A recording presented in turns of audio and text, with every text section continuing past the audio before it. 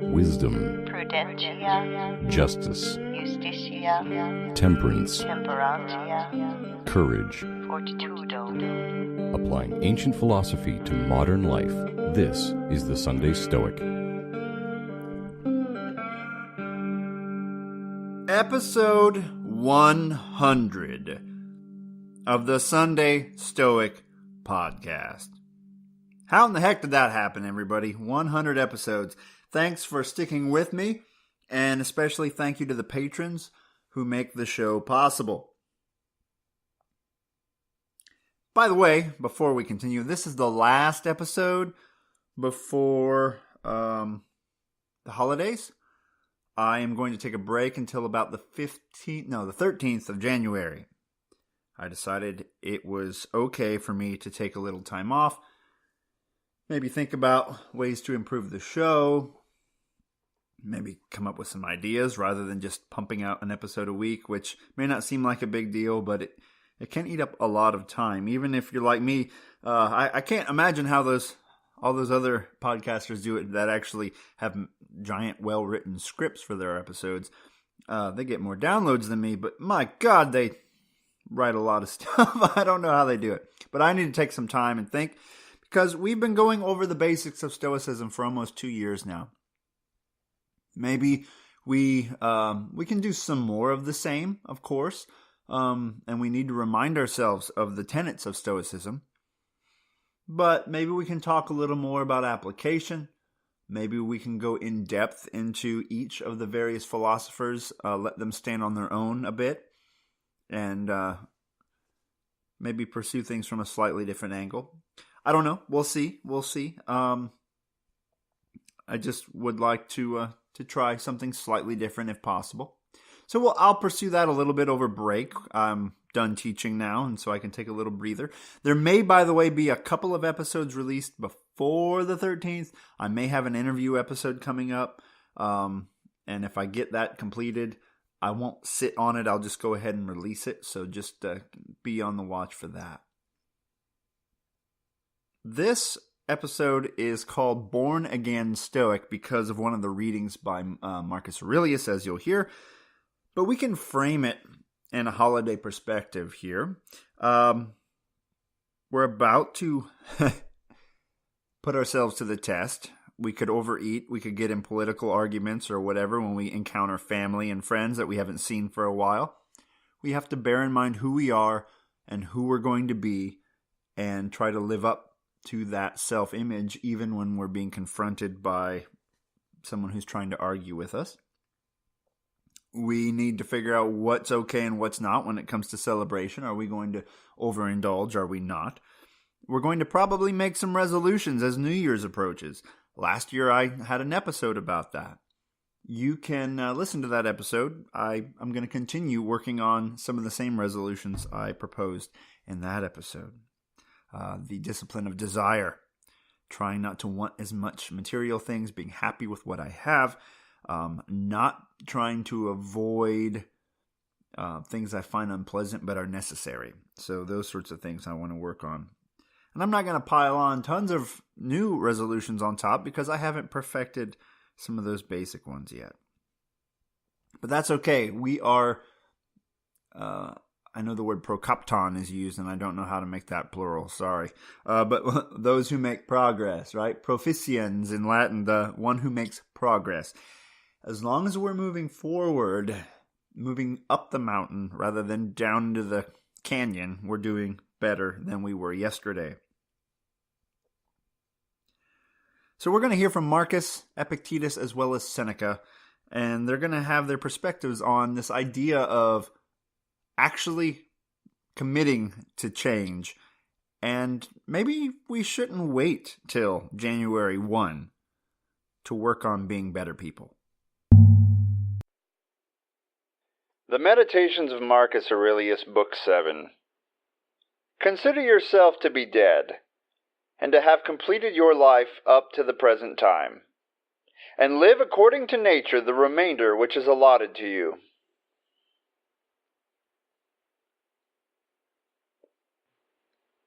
The Enchiridion by Epictetus, number 50. Whatever moral rules you have deliberately proposed for yourself, abide by them as if they were laws, and as if you would be guilty of impiety for violating any of them. Don't regard what anyone says of you, for this, after all, is no concern of yours. How long, then, will you put off thinking yourself worthy of the highest improvements, and follow the distinctions of reason? You have received the philosophical theorems with which you ought to be familiar, and you have been familiar with them. What other master, then, do you wait for, to throw upon the delay of reforming yourself? You are no longer a boy, but a grown man.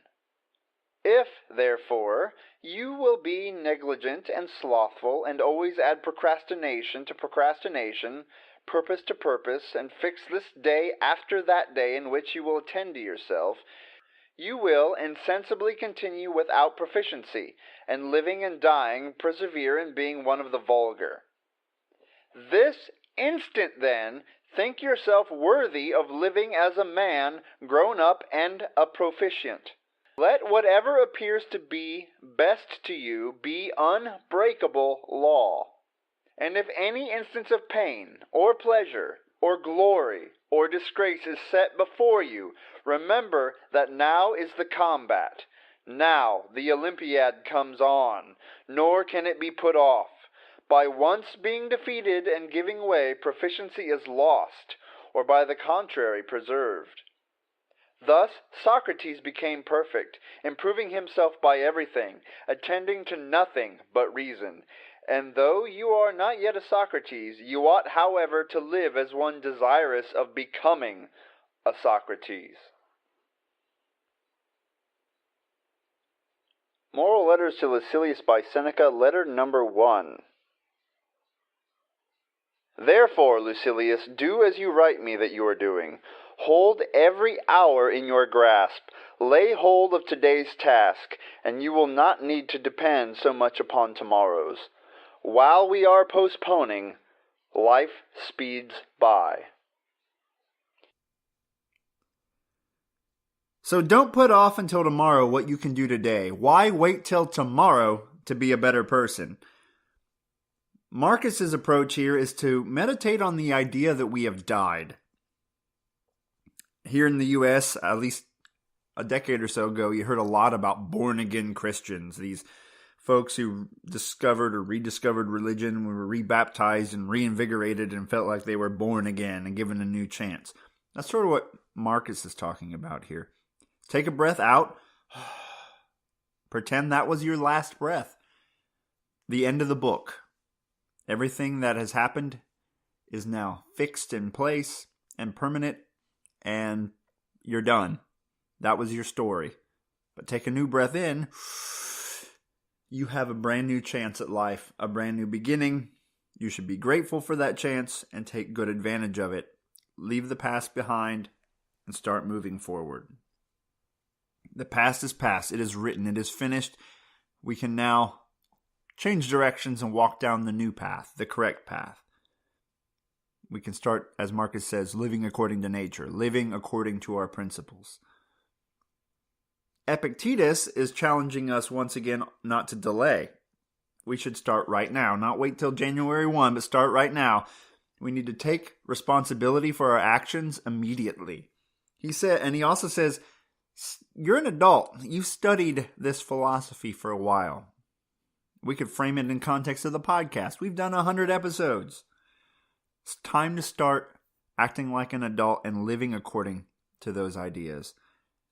Stop seeking for new teachers and putting off becoming better, pretending you need to learn more to be better. No, you don't. Start right now. As Marcus says elsewhere, stop theorizing about what it means to be a good person and just be one. It's time to start.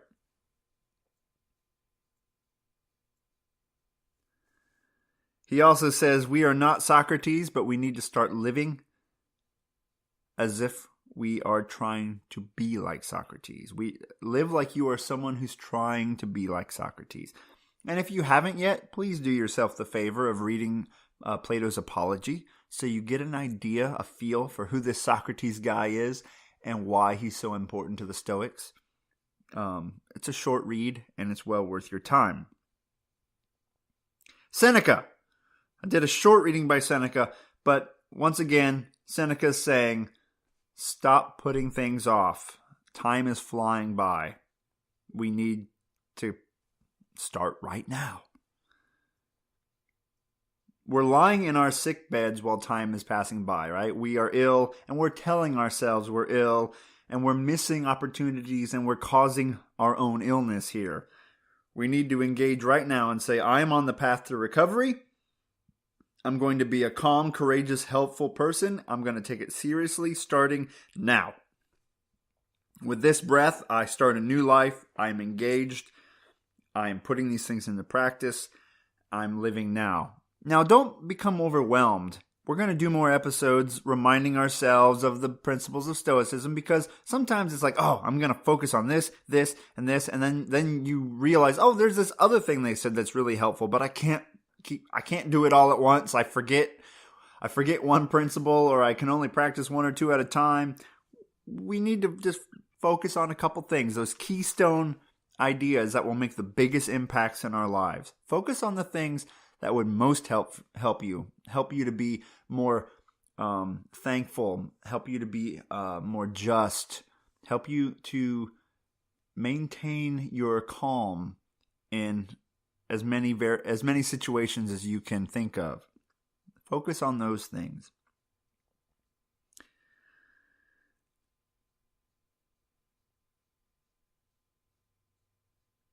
So we need to start making progress now, and it won't be perfect. We're not going to become perfect, and our journey will not be perfect. It's a hard hill to climb, but we can't keep allowing ourselves to slide back all the way down to the canyon where we started. We need to be making progress. So, what kind of resolutions did you make last year? Have you made progress? I wanted to be a little bit better dad. I wanted to focus on the principles of desire. I've done a pretty good job. I have cut my Amazon bill in half. I did a check. Hey, by the way, you can get on Amazon.com if you use it, and you can download an Excel sheet of all of your orders. And you can say, okay, how much did I spend in 2018? How much did I spend in 2017? And it's a good way to kind of see if any of these principles that you're thinking of are being put into action. But I will say I'm about to fail miserably at Stoicism. I'm going to sell my acoustic guitar to my cousin and take the money and put more money into it and invest in a guitar that I really want and I've always wanted, and I probably don't need because I'm not that good, but it's what I've always wanted. And it's really dumb, and I'm sorry I failed you miserably. But I'm going to do it. I'm just going to do it. It'll be hopefully the last time I ever buy an acoustic guitar, as long as I can keep it in good shape. But my resolutions for the coming year are to try to be more thankful with what I have. Try to engage in simple pleasures, the pleasures of playing with my son, of making something in the shed that doesn't involve expensive parts, right? Simple woodworking. Tending to plants outside, maybe pruning the grapevines, things like that. Doing simple things, trying to find pleasure in simple things. I know the idea of Stoicism, the principle of Stoicism is not pleasure, right? But it is, the choices you make are something that we reflect on from a Stoic perspective. So my choice to not overindulge and to do simple things is a good.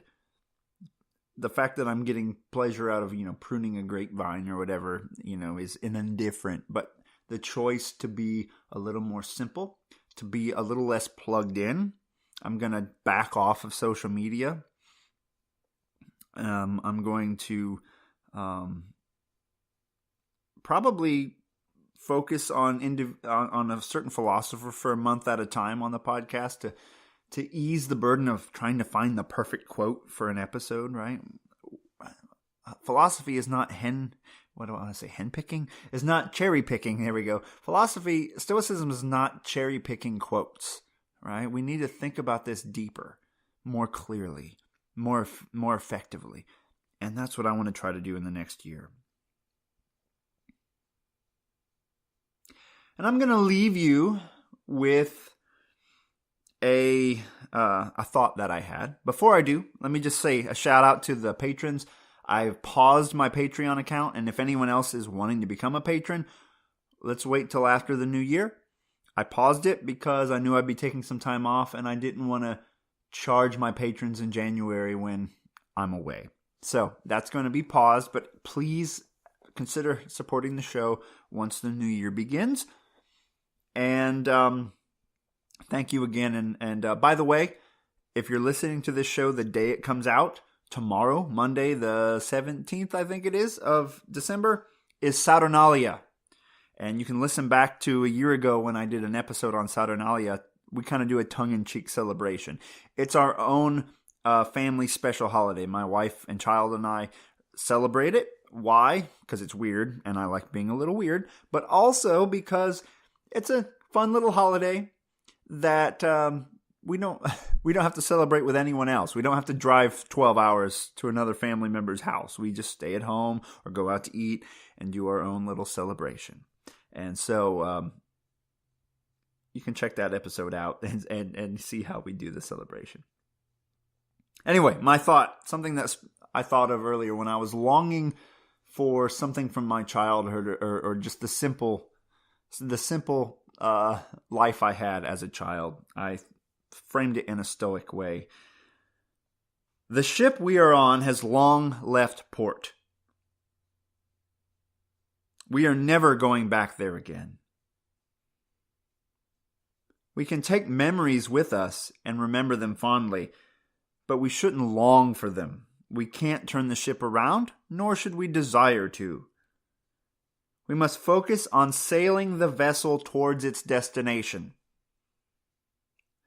We must do our utmost to be proficient sailors, and each day, each moment, we must do our best to sail the vessel. It demands our constant attention and vigilance. Begin now.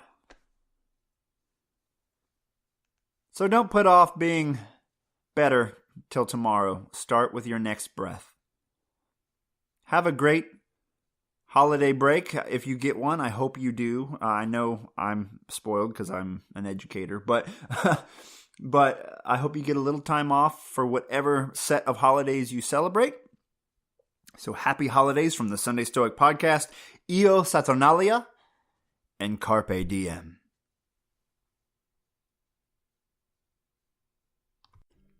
Thank you for listening to the Sunday Stoic. If you enjoyed the show, please subscribe, rate, and review the Sunday Stoic on iTunes. Become a member of the Sunday Stoic team, earn rewards, and be an integral part of the show by becoming a patron at www.patreon.com/SundayStoic. Contact the show by emailing sundaystoic@gmail.com or by leaving a voicemail at 501-503-3132. To find out more, visit www.sundaystoicpodcast.com. And as Steve always says, Carpe Diem.